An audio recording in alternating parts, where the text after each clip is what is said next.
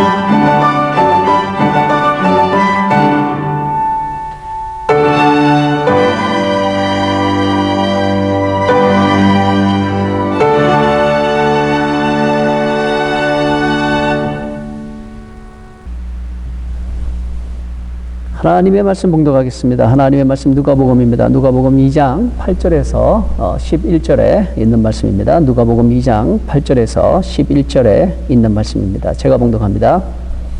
그 지역에 목자들이 밤에 밖에서 자기 양떼를 지키더니 주의 사자가 곁에 서고 주의 영광이 그들을 두루 비춤에 크게 무서워하는지라. 천사가 이르되 무서워하지 말라. 보라, 내가 온 백성에게 미칠 큰 기쁨의 좋은 소식을 너희에게 전하노라. 오늘 다윗의 동네에 너희를 위하여 구주가 나셨으니 곧 그리스도 주시니라. 아멘.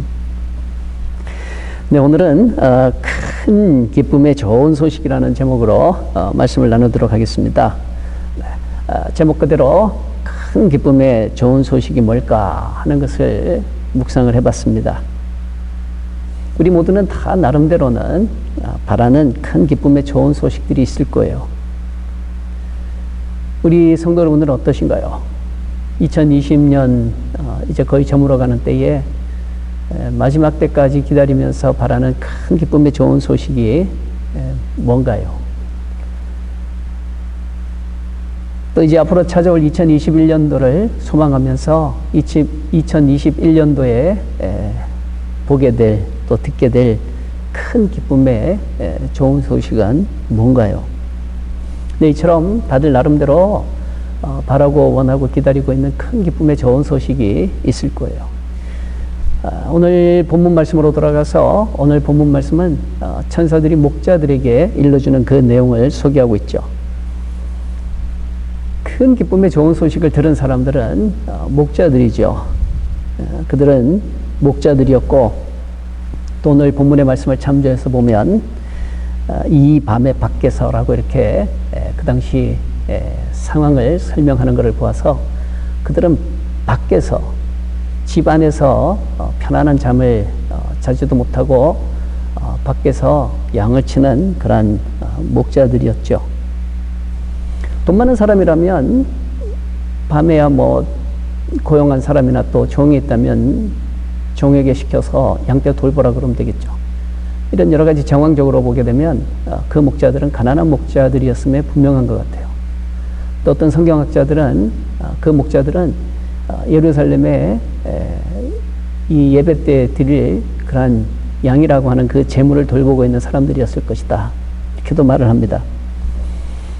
누구든지 간에 우리가 충분히 상상하고도 남는 것은 그들은 충분한 여유 있는 사람들이 아니에요. 상위권에 있는 기득권층이 아니라는 것이죠. 그들은 밤에도 함부로 잠을 자지 못하고, 또 밤이라고 해서 집에 들어가지 못하고 밖에서 양을 치는 목자들이었다는 것이죠. 이런 목자들의 입장에서 큰 기쁨의 좋은 소식은 어떤 것이 있을 수 있을까 하는 것을 한번 생각을 해봤어요. 어떤 게 있을까요? 나도 언젠가는 내 양이 있으면 좋겠다. 그리고 언젠가는 나 대신에 이 양떼를 맡길 수 있는 그런 종들이 있었으면 좋겠다. 뭐 그런 거 아니겠어요? 저는 가난한 목사로서 저에게 있어서 또 큰 기쁨의 좋은 소식이라고 하면 이 가난한 새빵살이에서 벗어나서 모든 것이 잘 번듯하게 갖추어져 있는 그런 곳에서 우리 성도 여러분들하고 또 우리가 하고 싶은 그런 시설들 마음껏 해놓고 성도들의 모든 편의를 거의 완벽에 가깝게 그렇게 구비해놓고, 그리고 성도들 불러서 예배 드리는 거, 바로 그런 것들 한번 꿈꾸어 봅니다. 우리 성도 여러분들 입장에서는 사업하시는 분들은 사업이 번창되고 또 좋은 아이템이 있어서, 그래서 남들이 눈뜨지 못한 정말 이 시대에 한껏 할 수 있는 멋진 아이템을 나만 가지고 있는 그런 아이템이 있어서 이제 신상품으로 신년도에 이렇게 사람들에게 선보일 수 있는 뭐 그런 게 또 기쁨의 좋은 소식이 될 수 있겠죠. 상황적으로 경제적으로 또 어려움을 겪으시는 그런 분들에게 있어서 큰 기쁨의 좋은 소식 어떤 게 있을까요? 경제적으로 회복이 되고 또 만난 큰 어려움이 잘 해결되고, 바로 그런 것들이 큰 기쁨의 좋은 소식이 되지 않을까 싶습니다. 목자들 입장으로 다시 돌아가서 목자들에게 전해준 그 큰 기쁨의 좋은 소식은 제가 지금까지 너저분하게 나열했던 그런 내용들이 아니죠. 오늘 본문 말씀 10절 이하의 말씀을 보면 천사가 이르되 무서워하지 말라. 보라, 내가 온 백성에게 미칠 큰 기쁨의 좋은 소식을 너희에게 전하노라 라고 하면서 나오는 내용이 뭡니까? 계속해서 말씀 보면 오늘 다윗의 동네에 너희를 위하여 구주가 나셨으니 곧 그리스도 주시니라.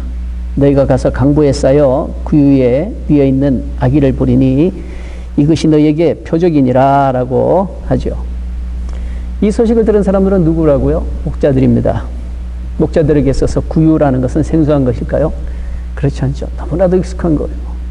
너무나도 잘 알고 있는 거예요. 그 용도는 무엇이며 생김새는 어떤 것이고 어디에 있는 것이고 뭐 이런 것들을 너무너무 잘 알고 있는 그런 사람들이에요. 또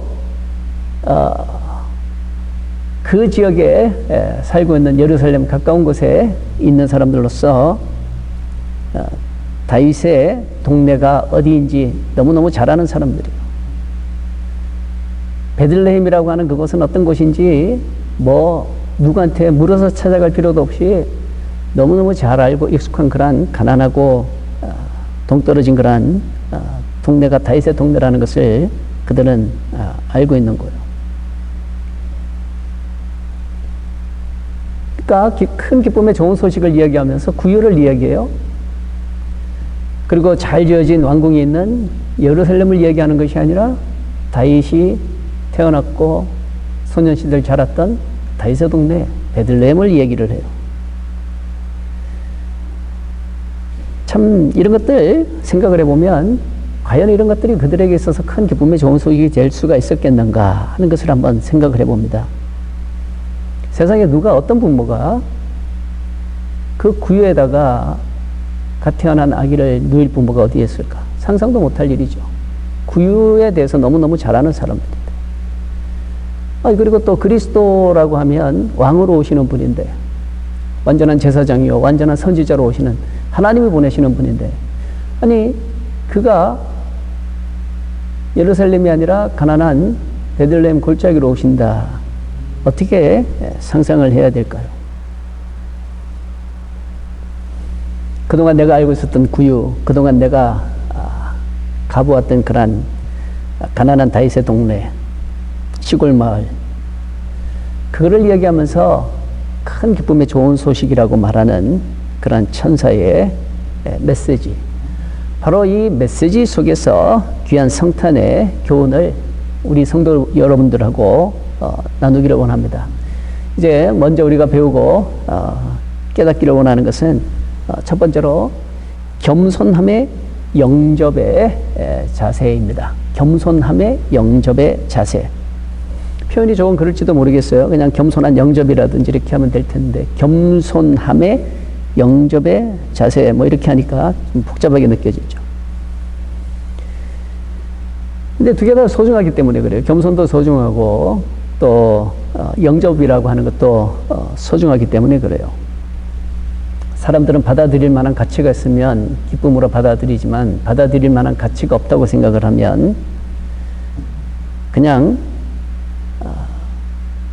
진심이 담긴 마음이 아니라 그냥 대충 그렇게 받아들이는 것이죠.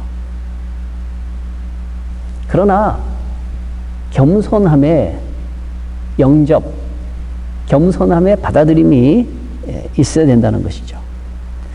받아들임에 있어서도 겸손이 있어야 되고요. 또 진심을 담은 정직함이 있어야 되는 거예요. 그게 바로 겸손함의 영접의 자세인 거예요. 이것이 성탄의 계절에 저와 여러분이 배워야 되는 중요한 교훈인 것입니다. 구약의 역사를 한번 보세요. 이스라엘 백성들이 애굽에서 갓 나와서 그들이 먹을 것도 또 먹을 것을 구할 데도 없는 그런 광야 생활을 할 때 그들이 처음 맛보았던 그 만나라고 하는 그것은 정말 이 꿀 섞은 과자 같았고 기름에 튀긴 고소한 음식과도 같았죠. 처음에 그들이 그 음식을 대할 때는 야, 이건 정말 하늘에서 하나님이 주신 음식이구나 했을 거예요. 그러나 시간이 지나면서 그런 마음들이 식어지기 시작합니다. 우리는 애굽에서 아무것도 준비한 것이 없었는데 하나님께서 이렇게 주시는구나 하는 겸손함이 있을 때는 그 만나는 하늘의 음식이었어요. 그러나 맨날 먹다 보니까 입이 고급스러워지기도 하고 또 입맛이 까다로워지기도 하고 또 바라는 소원이 또 업그레이드 되기도 했을 것이고 서서히 노예 시절에 먹었던 파도 생각이 나고 마늘도 생각이 나고 그리고 매일 먹던 건 아니지만 또 그럭저럭 먹었던 고기들도 생각이 나는 거예요. 근데 그들이 그때 그 음식을 먹을 때는 그들이 왕으로 지낼 때가 아니잖아요. 그때 그 음식을 먹을 때 그들은 어떤 처지였습니까? 노예의 신분이었죠. 그러다가 해방됐잖아요. 이런 거 다 잊어버리고 그냥 마늘, 파 이것만을 얘기하는 거예요. 그리고는 하는 말이 나중에는 하나님이 주신 그 박한 음식 싫어한다. 실증난다. 짜증난다. 맛도 없다. 박하다. 그렇게 불평하죠. 이렇게 자신의 처지와 입장을 무시하고 조금 고급스러워지게 되면, 교만해지게 되면 더 이상 하나님에 대한 감사도 없어요. 고마움이 없어지는 거예요. 마찬가지로 오늘 이 시대도 마찬가지예요. 우리들의 그 왜곡된 그러한 생각이나 또 욕심으로 가득 찬 마음속에는 예수 그리스도를 영접할 수가 없어요. 예수 그리스도께서 머무실 수가 없는 거예요. 그러나 겸손함에 영접의 자세가 되어 있는 그 사람에게 하늘에서 주는 큰 기쁨의 좋은 소식을 듣게 된다는 것이죠. 영접이라고 했는데 단순한 예수 그리스도를 영접하는 그것만을 이야기하지 않아요. 우리들의 삶 가운데 이렇게 살펴보면 우리가 겸손함으로 받아들여야 되는, 영접해야 되는, 인정해야 되는 그런 많은 것들이 있죠. 예수 그리스도를 영접하는 것은 당연한 것이고요. 평소의 삶 가운데서 우리들의 삶 가운데서 참 하나님께서 주신 것들을 느끼고 깨닫고 그리고 영접하는 그것은 참 중요한 거거든요. 예수님께서 가르치신 그 기도를 한번 생각을 해보세요. 예수님이 가르치신 그 기도를 생각해 보면 우리에게는 너무나 많은 감사의 제목이 있죠. 그저 하루하루 감사 속에서 살아갈 수밖에 없는 우리들이에요. 예수님 가르치신 그 기도 가운데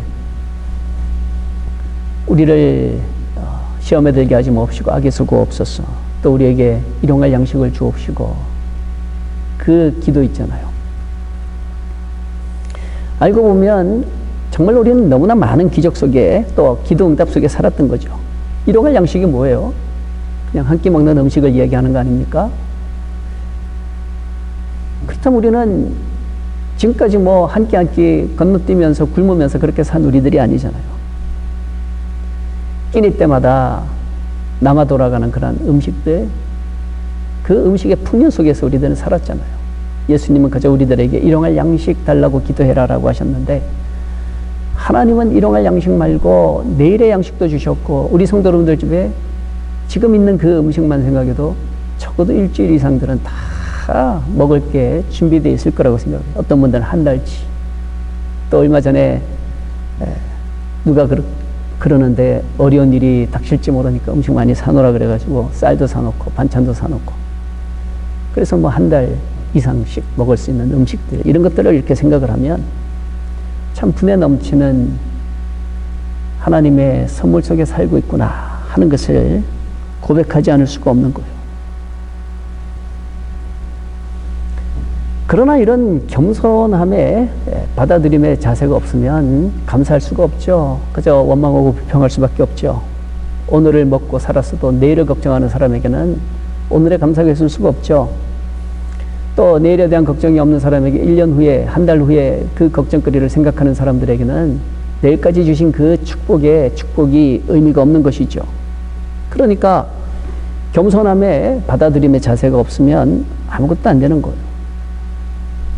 지난 주간에 보셨던 말씀 중에 요한복음의 말씀에도 이 오병이어의 기적이 있잖아요. 그리고 그 오병이어의 기적이 끝나고 난 다음에 예수님께서 물 위로 걸어오셔서 제자들을 구원해 주시는 그러한 내용들이 있잖아요. 이 사건들도 보면 남자들만 5천 명 이상이 모여 있는 그곳에 겨우 있는 것이라고는 물고기 2마리 그리고 빵 5조각, 이게 전부인 거예요.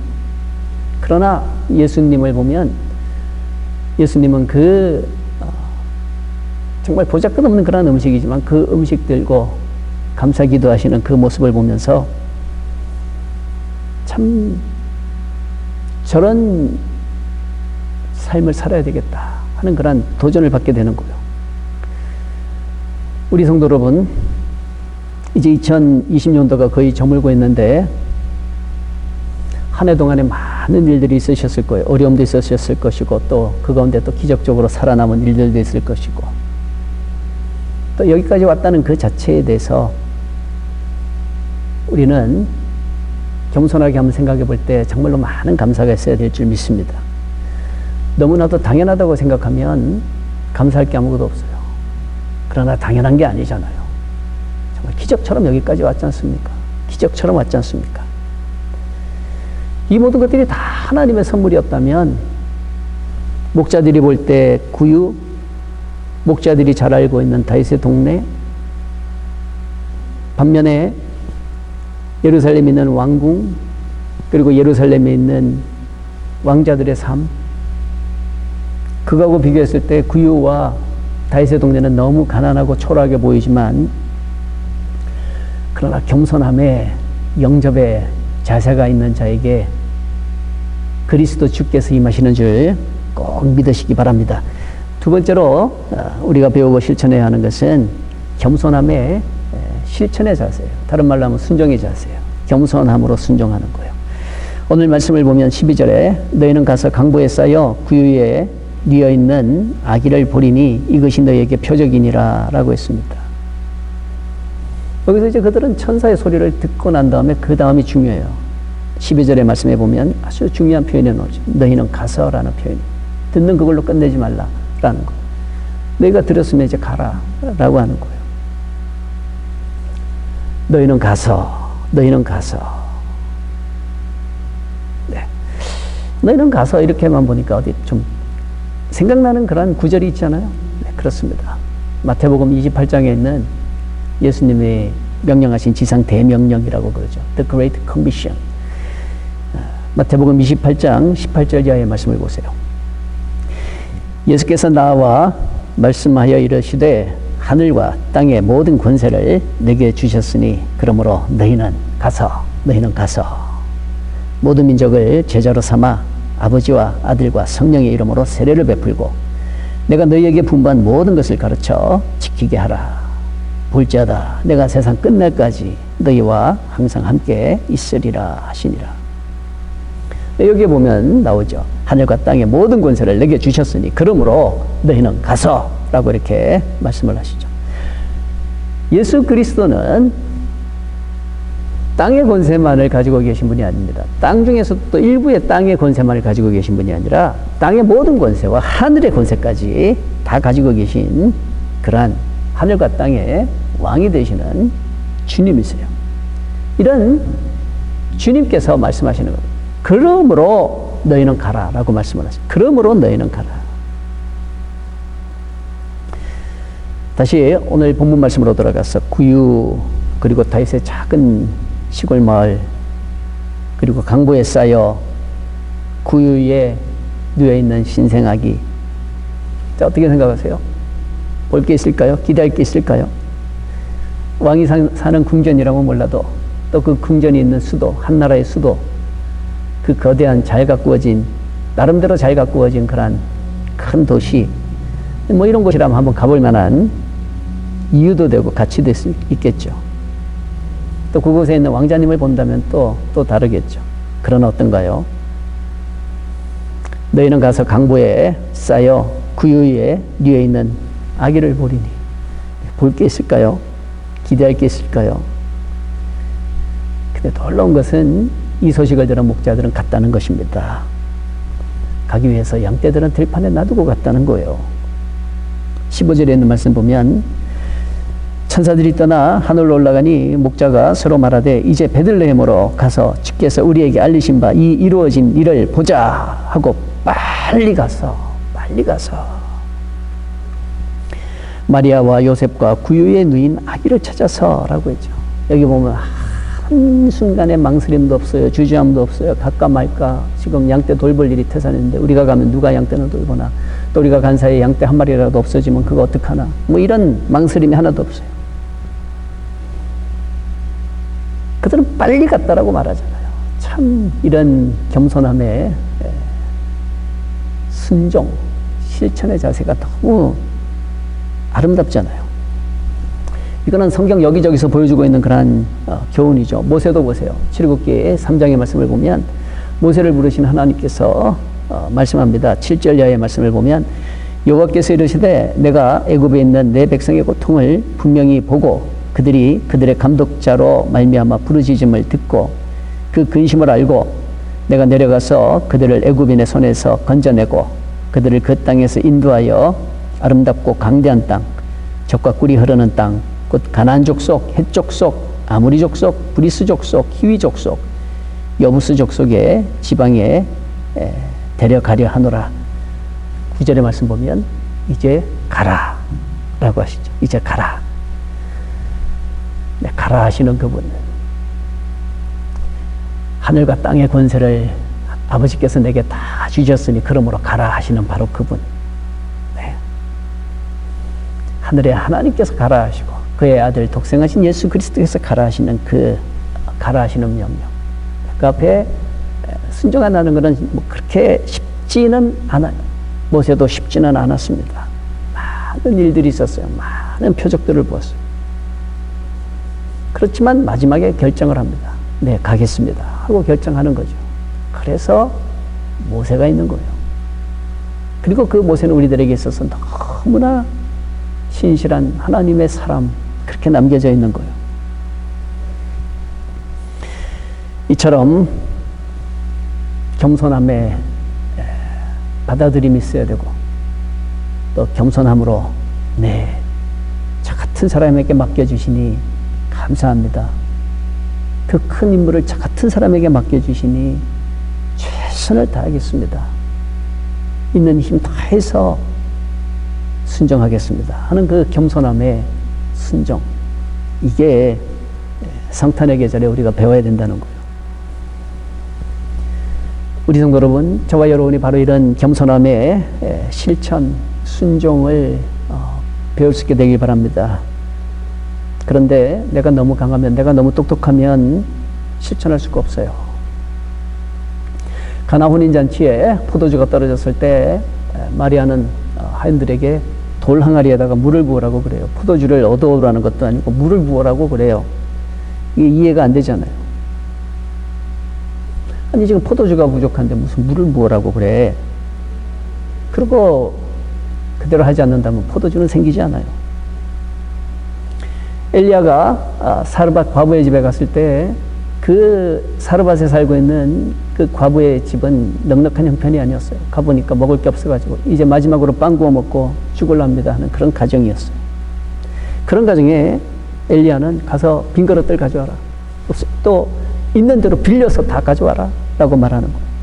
그때 지금 이제 한 끼 오고 마지막 먹고 죽을라 그러는 사람에게 무슨 그릇들을 이렇게 많이 가져오라는 건가 하고 실천하지 않으면 그대로 굶어 죽는 거예요. 그러나 엘리야가 시킨 대로 빌려서 가져오고 가져온 만큼 채워주신 거예요. 참 이게 놀라운 그런 성경에 가르치는 것이죠. 내가 너무 똑똑하고 내가 생각이 너무 많으면 실천할 수가 없어요. 뭐 말이야 맞는 말이죠. 포도주가 없는데 물 부어라니 그게 말이 됩니까? 지금 이제 요 마지막 구워 먹고 굶어 죽을 일밖에 안 남았는데 무슨 그릇이 필요합니까? 네, 세상의 생각으로는 그래요. 말도 안 되는 소리 같이 들려요. 근데 그 말도 안 되는 그 소리라고 느끼는 그 자체가 교만인 거 아세요? 하나님 앞에서는 거예요. 하나님 앞에서. 왜? 하나님은 하늘과 땅의 모든 권세를 가지고 계시기 때문에 그래요. 전능하신 하나님이시기 때문에 그래요. 우리가 생각할 수 없는 수많은 방법들이 있는 하나님이시기 때문에 그래요. 말씀으로 천지를 창조하실 능력이 있는 분이기 때문에 그래요. 그래서 겸손함에 실천, 순종이 있어야 하는 것이죠. 다윗의 고백처럼 하나님의 수는 너무나 많습니다. 그래서 내가 헤아릴 수가 없습니다. 바로 그대로요. 하나님의 방법은 너무나 오묘하고 너무나 대단해서 내 생각, 내 이성으로는 이해하기 어렵고 판단할 수가 없는 거예요. 그러나 겸손하게 하나님, 내가 몰라서 그래요. 내가 어리석어서 그래요.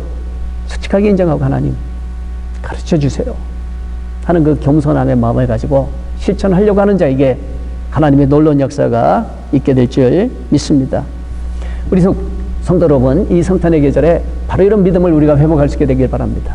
그리고 크신 하나님, 전능하신 하나님, 우리의 주가 되시는 예수 그리스도를 바라보면서 담대하게 믿음으로 2020년 잘 마감하고 다가오는 2021년 정말로 소망으로 기대하면서 믿음으로 잘 하나님이 채워주실 많은 것들을 위해서 마음껏 빈 그릇을 우리 하나님 앞에 드릴 때에 하나님께서 다 채워주실 줄 믿습니다. 이런 큰 은혜가 우리 성도 여러분들에게 있게 되기를 주님의 이름으로 간절히 축원을 드립니다. 기도하시겠습니다. 하나님 아버지, 큰 기쁨의 좋은 소식에 대해서 말씀을 나누었습니다. 이런 큰 기쁨의 좋은 소식을 받아 누리는 사람들, 바로 그런 사람들 되게 하여 주옵소서. 예수 그리스도의 이름으로 간절히 기도합니다. 아멘. 우리 다 같이 함께 찬송가 122장입니다. 새 찬송가도 통일 찬송가도 122장입니다. 참 반가운 성도여, 함께 우리 찬양 올리겠습니다.